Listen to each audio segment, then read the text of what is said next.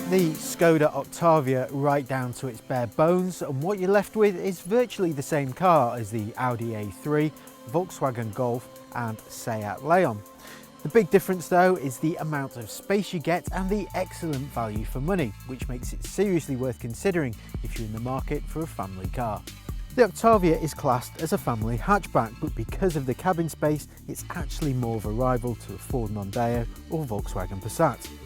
It's available as a 5-door hatch or estate like this. Most models get this rather sober anonymous styling, but if you want something a bit more sporty, then this VRS is the one to go for, as it gets a more aggressive body kit and alloy wheels.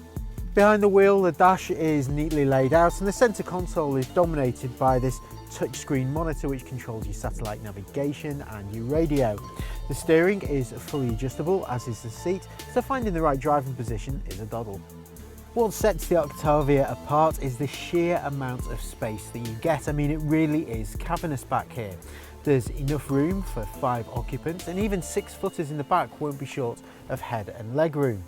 Even in the hatchback model, the boot will carry 590 litres of space, and that can be extended by another 1,000 litres if you fold the seats down. Engine-wise, there's no shortage of petrol and diesel engines on offer, whether you're an eco-warrior or a proper petrol head. This one is the diesel VRS version, which offers a good blend of performance and economy. But if it's pure thrills you're after, then the 2-litre turbocharged petrol is the one to go for.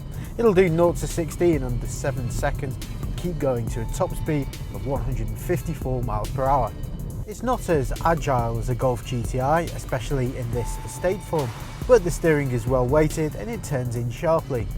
The pick of the range for economy has to be the 146 brake horsepower 2-litre diesel, as it'll return around 70 miles per gallon and 107 grams per kilometre of CO2. So that's what we think of it. What about a group of youngsters?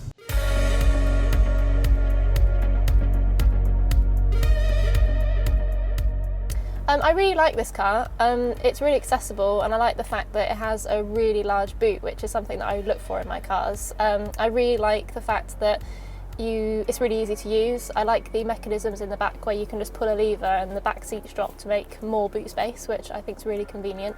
Being in the driver's seat is really comfortable. I really like the seats, and it's really easy to use the centre console, which sometimes can be really confusing in a lot of cars. The quality of this car is what really impressed me when I first saw it.